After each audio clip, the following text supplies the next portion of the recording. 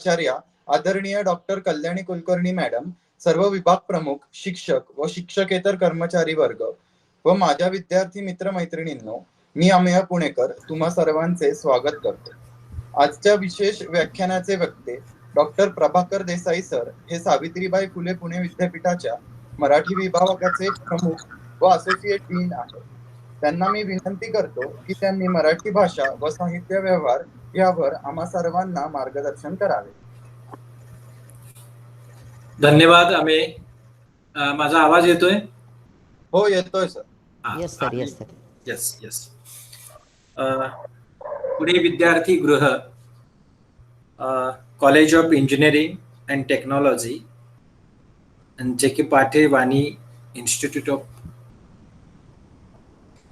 Management या महाविद्यालयाच्या प्राचार्य डॉक्टर कल्याणी कुलकर्णी मॅडम, त्याचबरोबर या कार्यक्रमाचे संयोजक डॉक्टर मनमोहन भूमकर सर, या संस्थेचे सचिव, इतर सर्व पदाधिकारी, त्याचबरोबर संचालक, शिक्षक, शिक्षकेतर कर्मचारी आणि या महाविद्यालयात शिकणारे सर्व विद्यार्थी बंधू आणि भगिनींनो, मराठी भाषा संवर्धन पंधरवडा हा साधारणपणे जानेवारीमध्ये आपण साजरा करतो आणि 14 ते 28 जानेवारी या दरम्यान मराठी भाषेच्या संवर्धनासाठीची एका अर्थानं आपण शपथ घेत असतो. या निमित्त मराठी भाषेच्या संदर्भात आपल्याशी संवाद साधावा अशी आपल्या व्यवस्थापनाकडून आणि महाविद्यालयाकडून विचारणा झाली आणि मी तात्काळ हो म्हटलं. याला एक कारण असं होतं की अभियांत्रिकी, तर आपण तंत्रज्ञान या क्षेत्राशी संबंधित प्राध्यापक आणि विद्यार्थी यांच्याशी मराठीच्या संवर्धनासंदर्भात बोलणं, मला असं वाटतं की हे अधिक औचित्याचं आहे आणि ही संधी मी आपल्या सगळ्यांच्या वतीने घेतलेली आहे. सावित्रीबाई फुले पुणे विद्यापीठाच्या व्यवस्थापन परिषदेचे सदस्य माननीय प्रसेनजित फडणवीस सर यांनी सुद्धा या संदर्भात अतिशय महत्वाची अशा प्रकारची भूमिका बजावलेली आहे, म्हणून मी त्यांचाही उल्लेख करतो. मला असं वाटतं की आपल्या सगळ्यांना आठवत असेल, म्हणजे मराठी भाषा आणि साहित्याच्या संदर्भात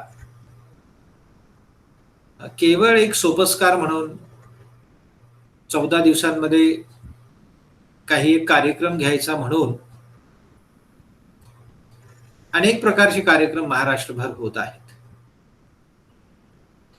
आणि अशा अनेक प्रकारच्या कार्यक्रमांमधला एक अशी गणना की आपल्या कार्यक्रमाची होऊ नये आणि म्हणून काही एक काय म्हणजे आपण उपक्रमांची प्रतिज्ञा किंवा उपक्रम, त्याचं रेखाटन, त्याचा आराखडा आणि त्याचा संकल्प जर आपण केला तर या मराठी भाषा संवर्धन पंधरवड्याचं मला असं वाटतं की सार्थक होईल.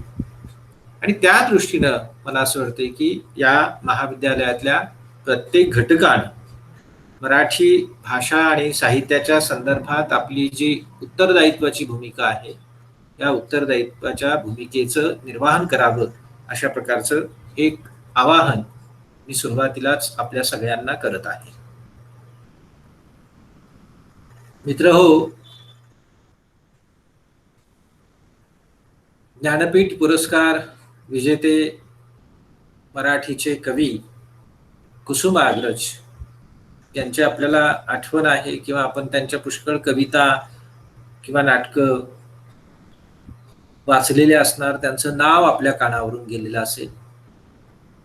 आणि या कुसुमाग्रजाने महाराष्ट्राची 50 वर्ष पूर्ण झाली त्यावेळी एक मराठीचं वास्तव प्रकट करणारं एक गीत, त्याला खऱ्या अर्थानं गीत नाही म्हणता येणार, पण एका अर्थानं मराठीचा फटका लिहिलेला होता. पन्नासीची उमर गाठली अभिवादन मज करू नका, अशा पद्धतीची ती कविता. जसं महात्मा गांधीजींचं चित्र, तैलचित्र आपण सरकारी भिंतींवर पाहतो, तशा पद्धतीनं कुसुमाग्रजांच्या या कवितेला सुद्धा सरकारी भिंतींची जागा मिळाली.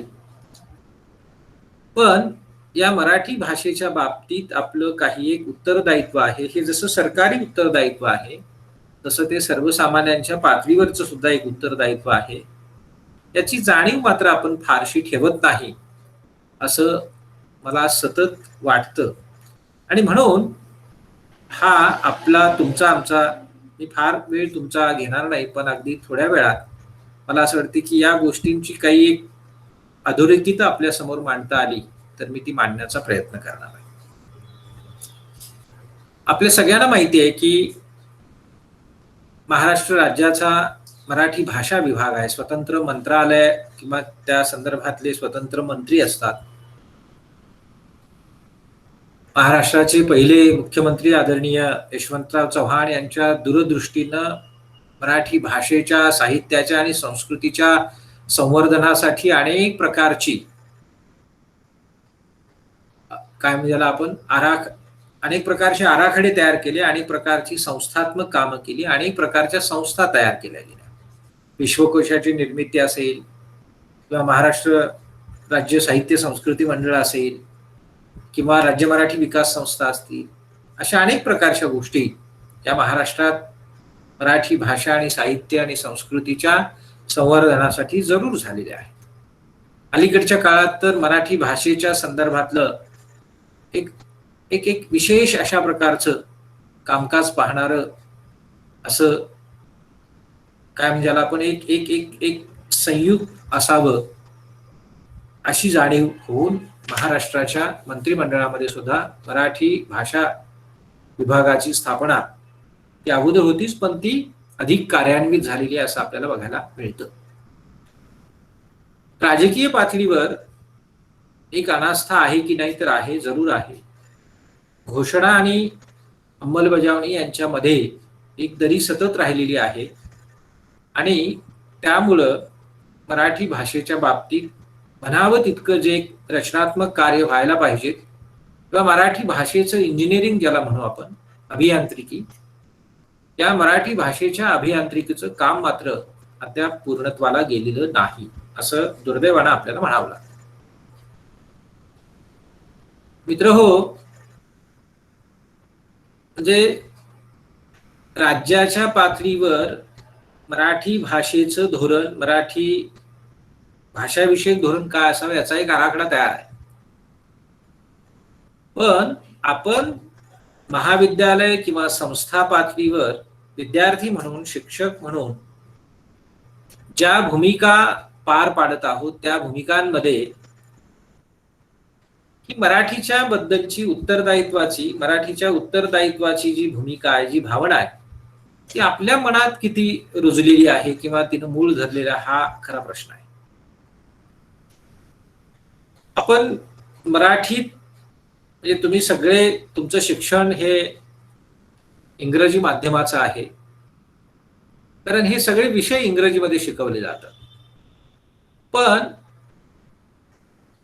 आपल्यातल्या सर्व विद्यार्थ्यांचा एक जर सर्वेक्षण केलं किंवा एक सर्वे घेतला तर आपल्या असं लक्षात यायला लागेल की या सर्वेमध्ये जर एक प्रश्न विचारला की याच्या ऐवजी, समजा या इंग्रजीच्या ऐवजी आपलं हेच तुम्हाला शिक्षण घ्यायचं आणि हेच मराठीतून दिलं असतं, तर त्याचा फायदा तुम्हाला किती झाला असता.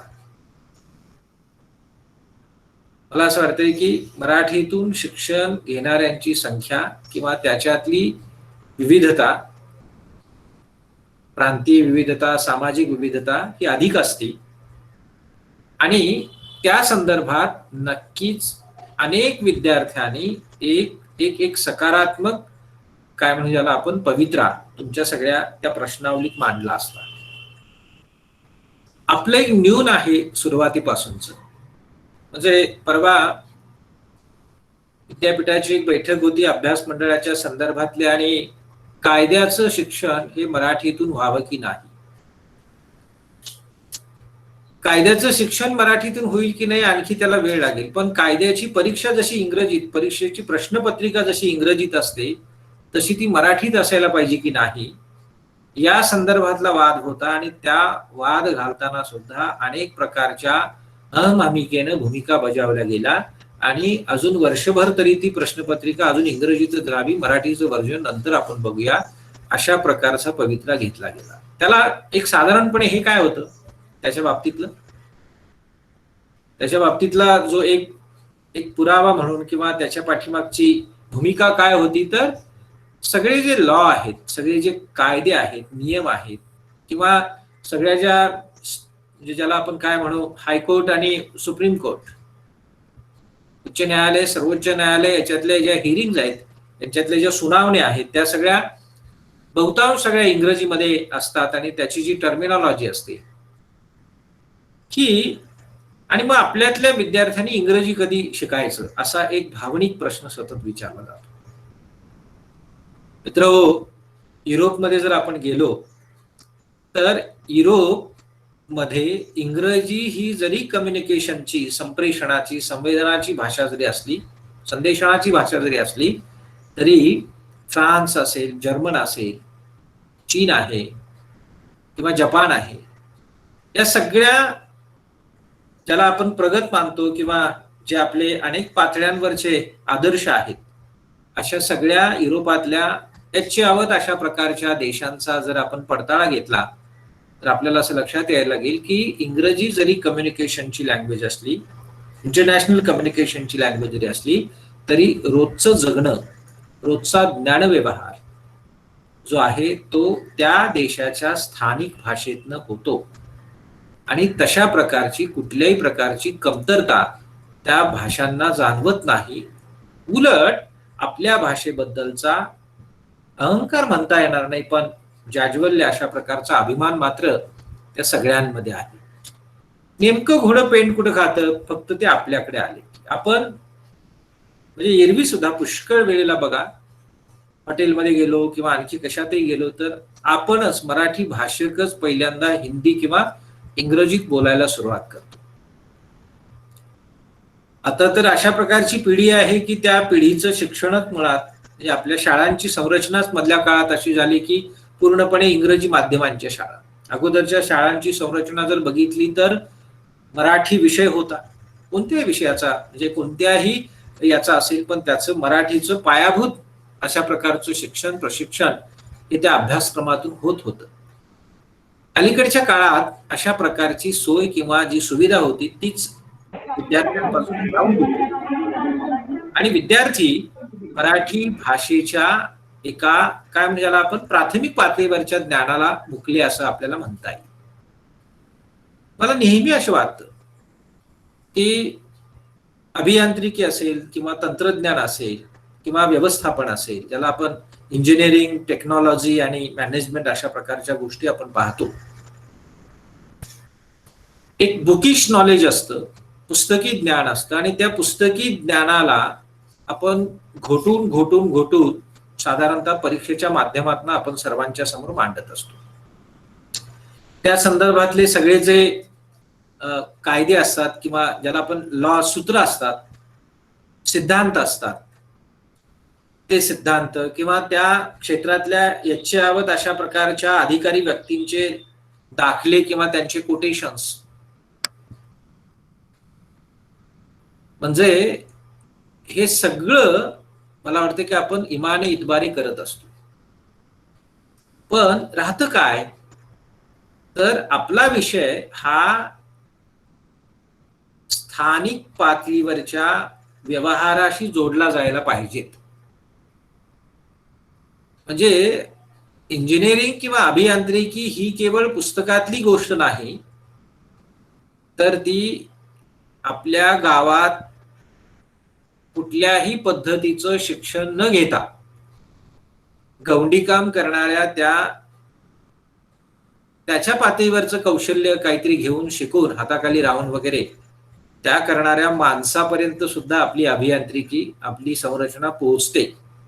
आणि त्याच्यातनं काही एक इनपुट आपण घेतलं पाहिजे.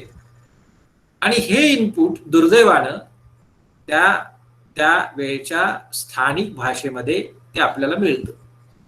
कारण तो समुदाय जो असतो तो समुदाय त्याची स्थानिक भाषा बोलत असतो आणि त्याच्या स्थानिक भाषेतलं अभियांत्रिकीचं जे ज्ञान असतं ते पुष्कळ काय असतं, तर ते असं एकत्रीकरण त्याचं केलेलं नसतं किंवा त्याला कुठल्या प्रमेयाचं प्रारूप प्राप्त झालेलं नसतं आणि म्हणून ते आपल्या लेखी अजिबात महत्वाचं नसतं.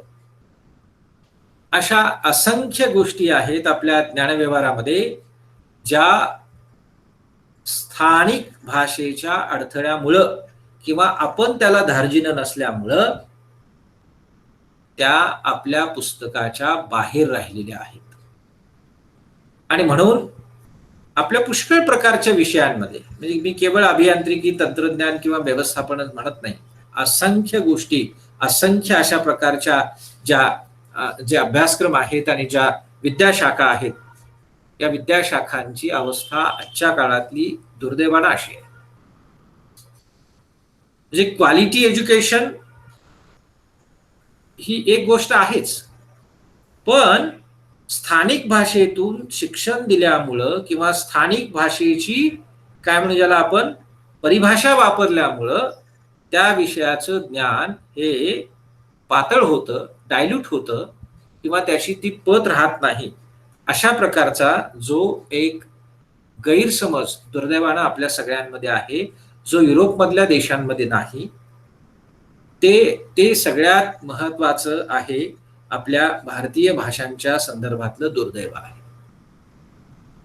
आणि म्हणून मित्रांनो, मला असं वाटतंय की राजकीय पातळीवर, संस्थात्मक पातळीवर, शासकीय पातळीवर ज्यावेळी कधी धोरणं बदलायची त्यावेळी बदलतील, पण अभ्यासक्रम शिकणारे आणि अभ्यासक्रम शिकवणारे असे अत्यंत पायाभूत घटक आपण आहोत. आणि अशा वेळी मला असं वाटतंय की स्थानिक भाषेचा पुरेपूर वापर आपापल्या अभ्यास पत्रिकांमध्ये आणि आपापल्या ज्ञानशाखांमध्ये करण्याची अतिशय मोठी जबाबदारी ही आपली आहे. सर्वसामान्याला आपलं ज्ञान कळणं आणि सर्वसामान्याच्या अतिशय महत्वाच्या ज्ञानाचं समावेशन आपल्या पुस्तकी ज्ञानामध्ये होणं ही ज्ञानाच्या पातळीवरची अतिशय महत्वाची आणि अतिशय गरजेची अशा प्रकारची प्रक्रिया ही जोपर्यंत होत नाही तोपर्यंत त्या देशाचं त्या विषयातलं ज्ञान परिपूर्ण होत नाही, असा जगभरातल्या शिक्षण शास्त्रज्ञांचा दाखला आपल्याला देता येतो. पण दुर्दैवाने काय झालंय की आपल्याकडे शिक्षण शास्त्राचा प्रभाग किंवा विभाग वेगळा असतो आणि बाकीचे आपण सगळे वेगवेगळे सवतेस उभे असतो. म्हणजे एक ज्याला आपण आंतरविद्याशाखीयता म्हणतो, इंटरडिसिप्लिनॅरिटी ज्याला आपण म्हणतो, या सगळ्या प्रक्रियेतनं आपण बाजूला पडत पडत पडत पडत आपण आपापल्या विषयांचे सुद्धा इतके सवतेस उभे केलेले आहेत की त्या विषयांमध्ये एक कधी काळी इंटरकनेक्टिव्हिटी होती, आंतरविद्याशाखीयता होती किंवा संबंधितत्व होतं, हे आता जवळपास आपण विसरून गेलेलो आहोत. आणि म्हणून ह्युमॅनिटीचं, मानवविद्या शाखेचं अभियांत्रिकी शाखेबरोबर काही आता तसं सख्य राहिलेलं नाही, सोयीसुतक राहिलेलं नाही. सामाजिक शास्त्राचं ह्युमॅनिटी बरोबर किंवा लँग्वेज बरोबर, भाषांबरोबर काही सोयीसुतक राहिलेलं नाही, सख्य राहिलेलं नाही. अशा प्रकारचा एक अतिशय काय म्हणू ज्याला आपण दुर्विलास असा हा ज्ञानाच्या क्षेत्रात सुद्धा आपल्याला बघायला मिळतो आहे. म्हणजे बघा, संत ज्ञानेश्वर असतील किंवा काय म्हणे आपण महानुभाव संप्रदायाचे प्रवर्तक चक्रधर असतील, नागदेवाचार्य असतील, या मंडळींचा कालखंड जर आपण बघितला तर संस्कृत ही त्या काळातली विद्वज्जनांची, अभिजनांची भाषा होती. आणि सगळा ज्ञानव्यवहार किंवा लेखन किंवा ज्याला आपण एक एक एक काय म्हणजे ज्याला आपण तत्वज्ञान, हे संस्कृतमध्ये लिहिण्याचं किंवा त्याच्याद्वारे त्याचं प्रसारण करण्याचं एक असं त्या काळातलं सांस्कृतिक वास्तव होतं. आणि अशा काळात संस्कृत म्हणजे आपले महानुभाव संप्रदायातले काय म्हणतात नागदेवाचार्य की तुमचा अस्मात कस्मात नेनेची गा माझी या मराठीची या पुसा. म्हणजे अस्मात कस्मात म्हणजे संस्कृत बाबत ते म्हणतायत की तुमचं संस्कृत मधलं राहू द्या, माझ्या सर्वसामान्य माणसांच्या मराठीतलं काही असेल तर सांगा, त्याच्यात बोला, त्याच्यात विचार करा. अशा पद्धतीचा एक पवित्रा, मित्रांनो, हा असा पवित्रा घेणं ही व्यापक सामाजिक किंवा सांस्कृतिक अशा प्रकारची ती घटना असते. त्याने तो काही गमती जमतीनं केलेला तो पवित्रा नव्हता. किंवा प्राकृत भाषेबद्दलचं महत्व किंवा प्राकृतात लिहिलं पाहिजे, जे गीतेत आहे ते प्राकृतात आलं पाहिजेत, म्हणजेच मराठीत आलं पाहिजेत, अशा प्रकारे ज्ञानेश्वरांना वाटणं आणि ज्ञानेश्वरी गीतेचा भावार्थ त्याच्यामध्ये येणं, या केवळ स्वतःच्या खाजगी आनंदासाठी केलेल्या कृती अजिबात नाहीत. अतिशय दूरदृष्टी ज्याला आपण म्हणू, या महानुभावांची होती, संतांची होती. आणि तुम्ही ते आपल्यापेक्षा किती आंतरविद्याशाखीय होते याचं मूर्तिमंत उदाहरण म्हणून आपण त्यांच्याकडे बघितलं पाहिजे. त्यांच्या लेखनामध्ये काय नाही आहे, भाषा आहे, साहित्य आहे, संस्कृती आहे, त्या काळातली म्हणजे स्थापत्य आहे, त्या काळातलं व्यवस्थापन आहे, सगळं आहे. आपलं दुर्दैव असं की आपण नंतरच्या काळात हे असं थोडंसं आपलं भांडवलीकरण, नवभांडवलीकरण, ज्याला आपण कॅपिटलिझम, न्यू कॅपिटलिझम म्हणतो, या सगळ्यांमधून आपलं भांडवलीकरण होत गेलो आणि आपल्यासाठी विचार करण्याऐवजी कंपन्यांना काय वाटतं किंवा बाहेरच्या बाजाराला काय वाटतं या परिप्रेक्ष्यातनं आपण सातत्यानं विचार करायला लागलो. आणि अलीकडच्या काळामध्ये एक जावई शोध लागलेला आहे, English is no more foreign language. आता इंग्रजी ही परकीय भाषा राहिलेली नाही. किती भावनिक आणि काय म्हणजे आपण किती ग्लोरिफाय अशा प्रकारचं हे वाक्य आहे बघा. पण याच्या पाठीमागचं सांस्कृतिक राजकारण जर आपण बघितलं, इंग्रजीला परकीय भाषा न मानणं म्हणजेच त्याचा उत्तरार्थ असा आहे की इंग्रजी ही आता जगाची संप्रेषणाची भाषा आहे, जे लँग्वेज ऑफ कम्युनिकेशन. आपोआपच अशा पद्धतीची उदार अशा प्रकारची भूमिका आपण घेतली की मग इतर सगळ्या भाषांपेक्षा त्या भाषेचं प्रमाणीकरणही होतं आणि आपण त्याला एक प्रमाणपत्र देऊन टाकतो की आता ही आपली संप्रेषणाची भाषा आहे. स्वाभाविकपणे बाकीच्या सगळ्या भाषा ह्या दुय्यम ठरायला लागतात, दुय्यम ठरतात, आपणच त्या ठरवत राहतो. किंवा अशा प्रकारच्या जागतिक पातळीवरच्या सांस्कृतिक राजकारणाला आपण बळी देखील पडत असतो. म्हणून मला असं वाटतं की आपला ज्ञानव्यवहार अट्टहासानं, मी म्हणत नाही काही करा आणि मग मराठीतून आता शिकवायला लागा, असं नाही. ते यासाठीचं पायाभूत काम आपल्या सगळ्यांना करावं लागेल. म्हणजे उदाहरणार्थ त्या विषयांची परिभाषा, त्या परिभाषेचे कोश, शब्दसंग्रह, त्याला पर्यायी शब्द, अशा सगळ्या प्रकारच्या परिभाषांची निर्मिती, परिभाषित आपल्याला तयार करावी लागतील. अर्थात ती अजिबातच झालेली नाहीत अशातला भाग नाही, त्याच्यातलं पुष्कळ काम झालेलं आहे.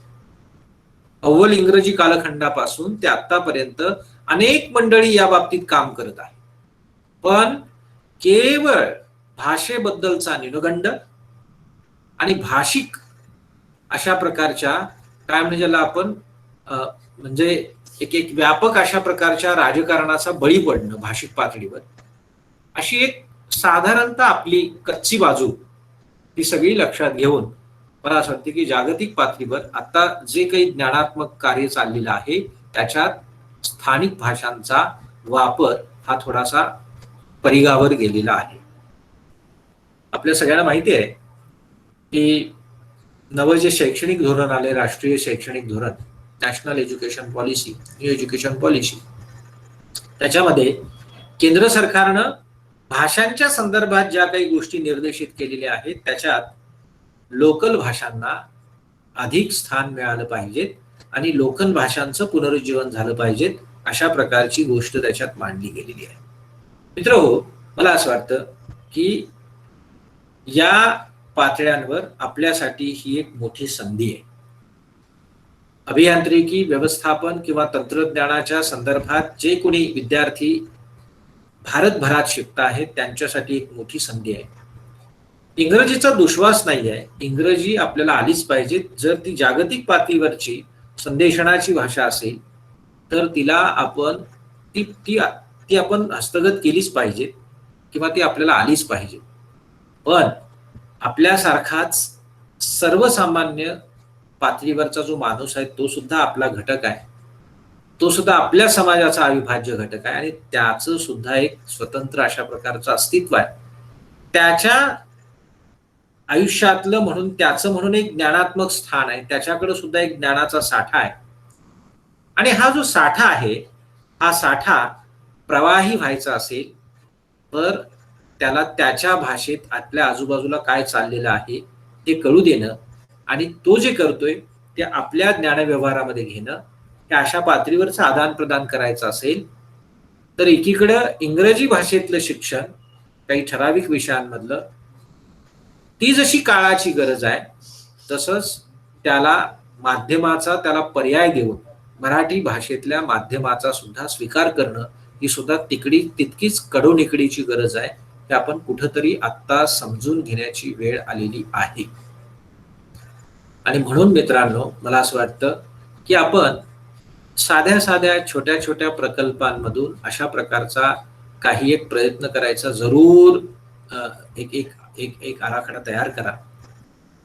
म्हणजे मी जे आज शिकतोय किंवा मला एखादं प्रमेय समजलं, मला एखादा सिद्धांत समजला, थिअरी समजली, तर ती ग्रामीणांच्या पातळीवर किंवा खेड्यांच्या पातळीवर तिचं कसं प्रोजेक्शन करायचं किंवा त्याच्यात आणखी काय काय समाविष्ट करता येण्यासारखं आहे, अशा सगळ्या बारीक सारीक गोष्टी आपण खरं म्हणजे आतापासून जर शिकलो तर थोड्याशा करायला लागलो आणि प्राध्यापक म्हणून किंवा शिक्षक म्हणून आपल्या विद्यार्थ्यांना आणि आपल्या मित्रांना जर आपण थोडंसं पुरस्कृत केलं, प्रोत्साहित केलं तर फार मला असं वाटतं की या सगळ्यांसाठी फार वाट बघावी लागणार नाही.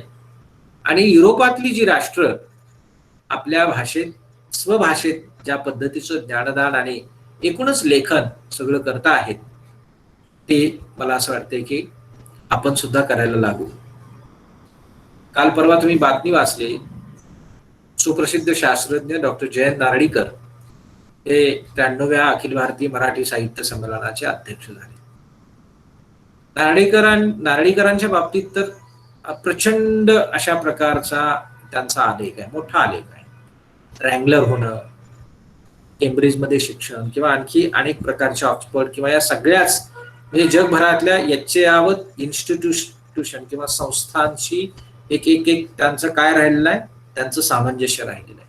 आणि असा माणूस ज्यावेळी काहीतरी लिहायचं म्हणतो त्यावेळी आग्रह धरतो, आपल्या लेखणीला आग्रह लावतो किंवा आग्रह धरतो तो मराठीचा. मराठीत लिहिणाऱ्या माणसाचा हा जो दूरदृष्टीचा, जो व्यापक अशा पातळीवरचा जो पायंडा किंवा अजेंडा असतो तो मित्रांनो आपण आत्ता लक्षात घेण्याची खूप गरज आहे. म्हणजे त्यांना इंग्रजीत लिहिता आलं असतं की नाही, लिहिता आलं असतं. त्यांना इंग्रजीत व्यक्त होता आलं असतं की नाही, व्यक्त होता आलं असतं. इंग्रजीत बेस्ट सेलर म्हणून त्यांची पुस्तकं खपली असती की नाही, खपली असती. पण हे व्रत आहे, हे नारळीकरांचं व्रत आहे आणि नारळीकरांसारख्या असंख्य व्यक्तींनी सुद्धा अशा पातळ्यांवर काम केलेलं आहे. आज आपल्याला मला असं वाटतं की नारळीकरांच्या रूपानं का असेना त्याची जाणीव व्हायला काहीही हरकत नाही. म्हणून मित्रहो, मी असं म्हणत नाही की मुद्दामहून जिथं म्हणजे शक्य असेल तिथं दरवेळीच मराठीचा आग्रह आणि बाकीच्या भाषांचा दुश्वास करा असं मी अजिबात म्हणणार नाही.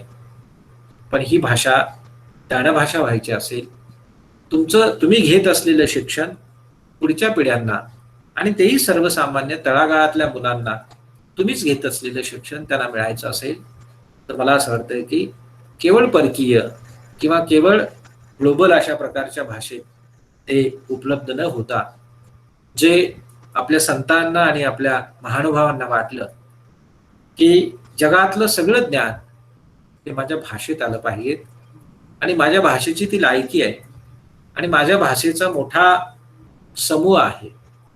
आज जगातली भाषा बोलणारी जी समूह संख्या आहे त्याच्यात 10व्या नंबरला आपण आहोत. जगाच्या 1.% लोक मराठी भाषा बोलणारे लोक आहेत.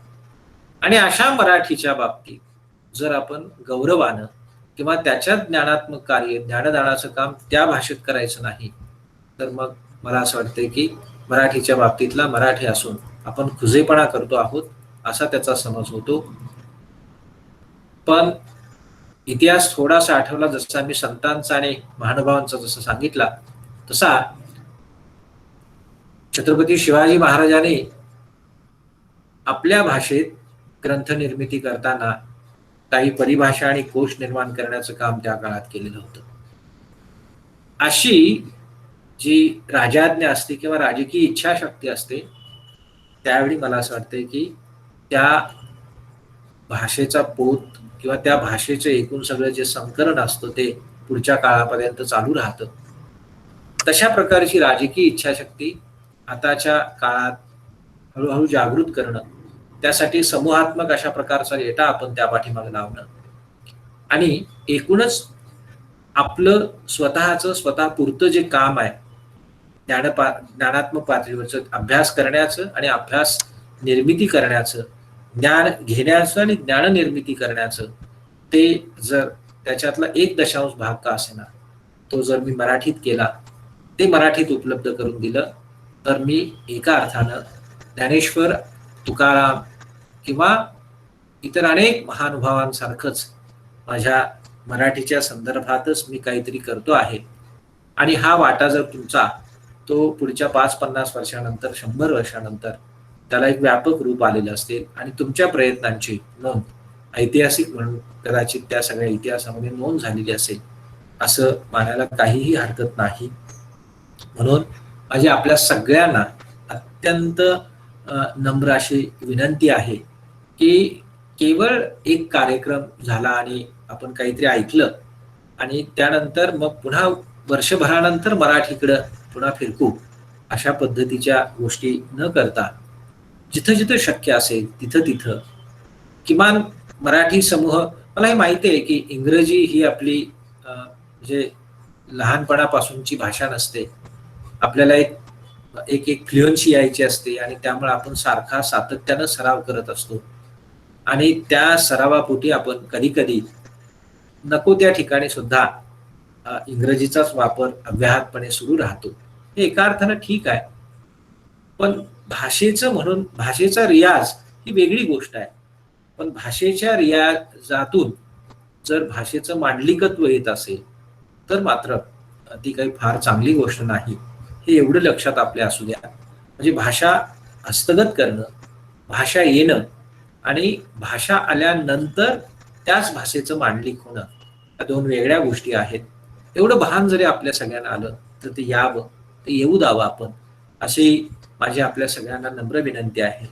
आणि हे हे हे एकदा आपल्या मनाशी पक्क झालं की मग मला असं वाटतंय की जगातले जे अत्यंत महत्वाचे शिक्षण शास्त्रज्ञ आहेत, अत्यंत महत्वाच्या अशा प्रकारच्या फिलॉसॉफी आहेत किंवा जी प्रमेय आहेत किंवा जी सिद्धांतनं आहेत, ती इंग्रजीमध्ये तयार झालेली नाहीत. ती त्यांच्या स्वतःच्या भाषेत तयार झालेली आहेत आणि ती स्वतःच्या भाषेत तयार झाल्यानंतर मग ती इंग्रजीत अनुवादित झालेली आहेत. याचं भान आपण कुठेतरी बाळगूया. आपलं काय असतं की इंग्रजीत आलेलं पुस्तक म्हणजे मग ज्ञान इंग्रजीतच आहे किंवा त्याची निर्मिती इंग्रजीत झालेली आहे. हा जो आपल्या ठिकाणी असलेला गैरसमज असतो तो मुळातच चुकीचा आहे. आणि म्हणून जगभरातल्या ज्ञानाची पहिली निर्मिती जर कुठं झाली असेल, सगळ्या प्रकारच्या विषयांची, अभियांत्रिकीपासून सामाजिक विज्ञान असतील किंवा मानवीय विद्या असतील, तंत्रज्ञानाची ठिकाणं असतील, या सगळ्यांची पाळंमुळं तुम्हाला त्या त्या देशांच्या प्रादेशिकते सापडतात, त्या त्या भाषेच्या लोकसमूहांमध्ये ती सापडतात. आणि याचं भान जर आपल्या सगळ्यांना किंवा याचं किमान कल्पना जर आपल्या सगळ्यांना आली, तर मग मी जे काही म्हणतो आहे की मराठीतून ज्ञानव्यवहाराच्या साठीच्या ज्या शक्यता आहेत, त्या शक्यता तरी आपण किमान खुल्या करूया. आपल्या दृष्टीनं आपण त्याच्यात थोडं थोडकं का असेना ते एक एक काय म्हणजे ज्याला आपण त्याचा सहभाग नोंदवूया किंवा त्याच्यात आपला योगदान देऊया, असं मी नम्र आवाहन करतो.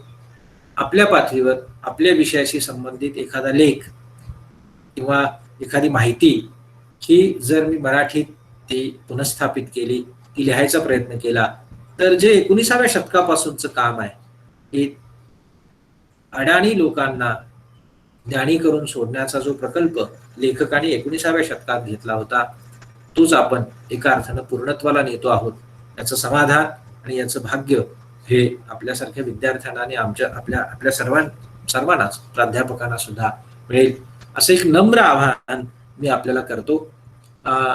केवळ उत्सवी किंवा काय म्हणजे ज्याला आपण कार्यक्रमापुरतं मर्यादित न राहता त्या पलीकडे जाण्याची आणि मराठीला ज्ञानभाषा करण्याची एक दुर्दम्य अशा प्रकारची इच्छाशक्ती आपल्या सगळ्यांमध्ये जागृत व्हावी. आणि ती जागृत होण्याला मी कणभर का असेना जर त्याला कारक ठरलो, तर मला त्याचं अत्यंत समाधान असेल. या सगळ्या पातळ्यांवर मला असं वाटते की विद्यापीठाबरोबर किंवा विद्यापीठातल्या विभागांबरोबर आपण सामंजस्य करावं. त्या सगळ्या पातळ्यांवर आपण पुढे जाऊया. मराठी विभाग जो आहे पुणे विद्यापीठाचा, तो या सगळ्यांच्या प्रतीक्षेत आहे. त्या पातळ्यांवर आपल्याला काही करता आलं तर ते आपण करूया, असं मी मराठी विभागाच्या वतीनं, सावित्रीबाई फुले पुणे विद्यापीठाच्या वतीनं विनम्र आवाहन आपल्याला करतो. आणि आपण मला बोलावलं, आपल्याशी संवाद साधण्याची संधी उपलब्ध करून दिली, त्याबद्दल मी आपल्या सगळ्यांचे आभार व्यक्त करतो आणि थांबतो. धन्यवाद.